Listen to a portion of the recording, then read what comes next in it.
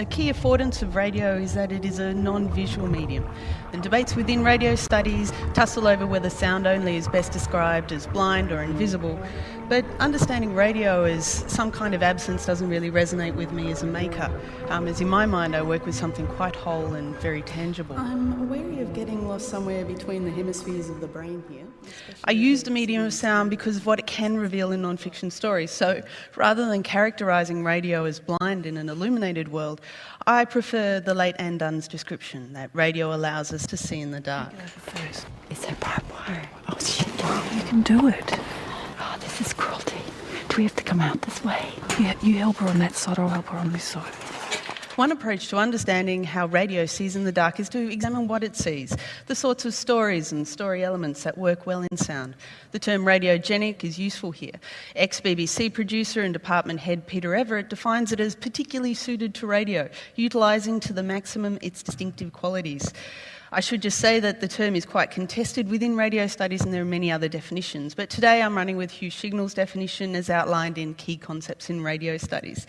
He makes a proposition, or rather gives a list of radiogenic attributes, things that work well in sound. Music, the sounds around us, the sonic environment. Accents and the particular way we shape the telling of a story.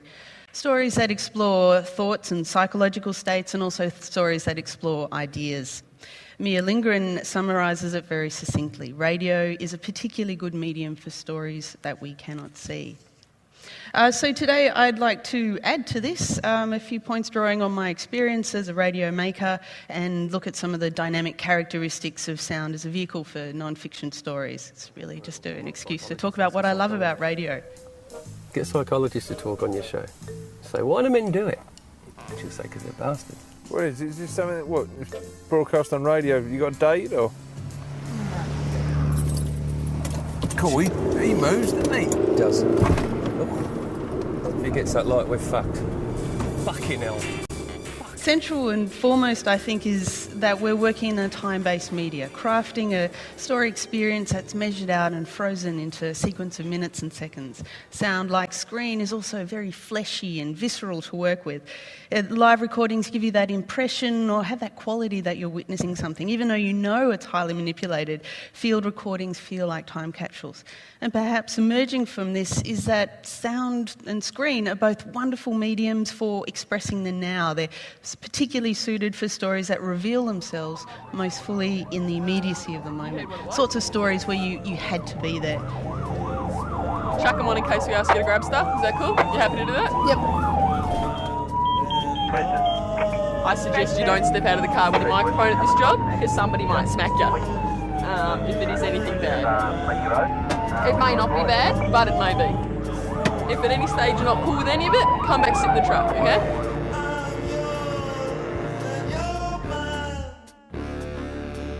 Fear. Absolute fear, and that's still my One of the overwhelming- beautiful things I find about working in sound is the way that sound handles space. Sound fills a room like light does. It has no frame or hard edges. It just fades, becomes soft and inaudible. The medium has that sense. It can encircle the listener. It can envelop. It can be very immersive. And a lot of this is through the non-verbal information that we hear in sound. For example, in terms of articulating space, we hear distance as clearly as we see it. The close whisper of someone almost breathing down our neck to the kind of airy timbre of being called from afar. Also the way that someone talks or their speech positions the listener within the frame, the oral canvas. Are we spoken to, at or through? Is it interview, narration, fly, or rather elephant on the wall? This is just scratching the surface of the sorts of stuff that we understand through sound, and not even touching on the human voice, because my fellow panellists will cover that quite articulately. Okay. Any hints of how I went? We have to hear a fair number of people, a lot more. Yeah. And Intimacy is something talked about quite a lot in radio studies, the solo nature of how we listen to work, the idea that radio addresses you personally, intimacy of the production process. I'd like to bounce off this a little bit and talk about how I've found that radio is an absolutely fantastic medium for subjective viewpoints. This came through really quite clearly for me when I made a film and a radio program of using the same material. It was about two women who were radical animal activists fighting battery hens and piggeries and doing midnight raids. And the work for screen ended up focusing on the most dramatic material, which was a visual material, and it became about the animals and the raids and the conflict between the them. Action Rescue Team. We've come here to look for sick and injured birds who need our help and to document the conditions. But without those images getting in the way, the radio piece really turned into much more about how these women experienced the shed, what they saw when they looked into the eyes of the animals. It led me to play around with ideas about what it might sound like in someone else's head, and I came up with this. I tried cotton wool in the ear, but that just made me more conscious of the sounds coming from inside my body. Creaky joints or eyeball movement, blinking your eyelids. You could actually feel the scraping of your eyelids as they come down. Even just that gentle movement of an eyelid, you can actually feel it just as much as hear it. You present to doctors with symptoms like that and it'd make anyone scratch their head, especially when you're dealing with a condition that at that stage no one had actually diagnosed. He actually had superior canal dehiscence, which gave him this amazing super hearing, which is quite unfortunate in lots of ways. Okay, it almost goes without saying that sound only is a great medium for the word, for the spoken word. In sound only documentary, you can let the spoken word breathe and give the telling the space it needs. Again, I'm not going to linger here because others are going to cover this well. But I just really want to quickly point out one of the great things about sound is how malleable and manipulated it is as a stuff. We can and often do obviously take out all the ums and ahs, rephrase things, stretch things out, turn a story around, take part of one word and another part of another word. You can really make someone say the opposite of what they intended.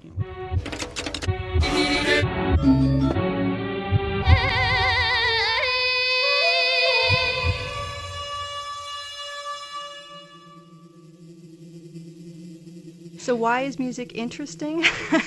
That's a complex question with a lot of different answers depending on who you talk to. And finally, I'd just like to talk about music.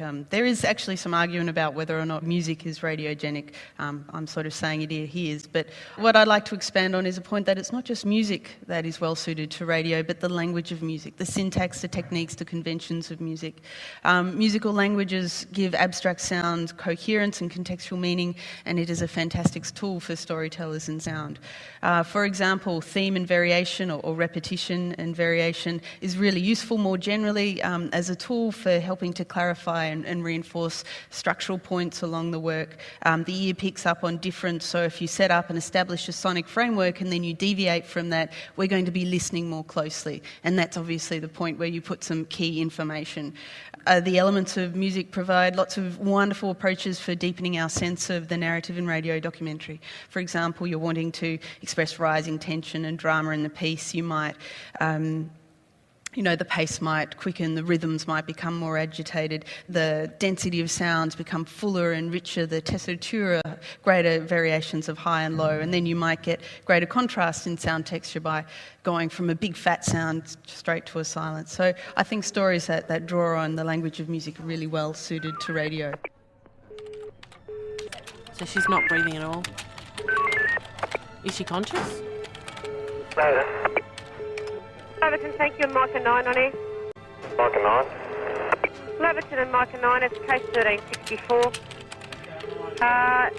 It's a 44-year-old female, suspected cardiac arrest. If you could please head that way, both cars, code 1. Human Services have rung up and said that they rang like a little boy to check up on him, and his mum's on the couch and she's not conscious and she's not breathing. So I put in a job for a cardiac arrest and then called him back.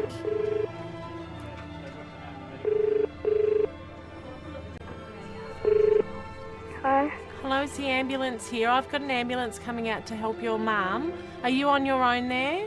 Yes, except my next door neighbour just came over. Okay, alright. Did you see what happened? No. The ambulance is all organised to help you, okay? Yep. I'm going to tell you how to do resuscitation, alright? Yeah. I want you to get her as close to the phone as possible. Do you want to get your neighbour to help you? Yeah. Do you want me to talk to your neighbour? Yeah. Alright, you pop him on the phone, okay? Hello? Yeah, hi, it's the ambulance here. I'm going to tell you how to do resuscitation, alright? No good, dear. Rig has already said it.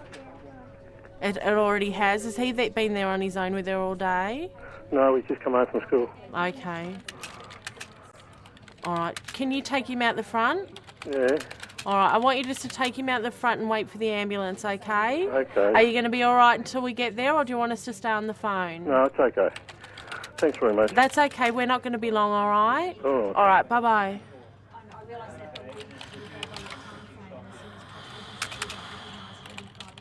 And so, just to conclude, so how does radio, or rather sound, see in the dark? My view is that it does so by opening up our ears to the rich depth and detail of information we perceive through the timbre or texture of a sound, tapping into pre-existing sound languages, music and oral traditions, ways that we already understand and make sense of sound in time and space, and also by taking us to unique spaces, story places, experience places, imaginative places that you can only get to by closing your eyes.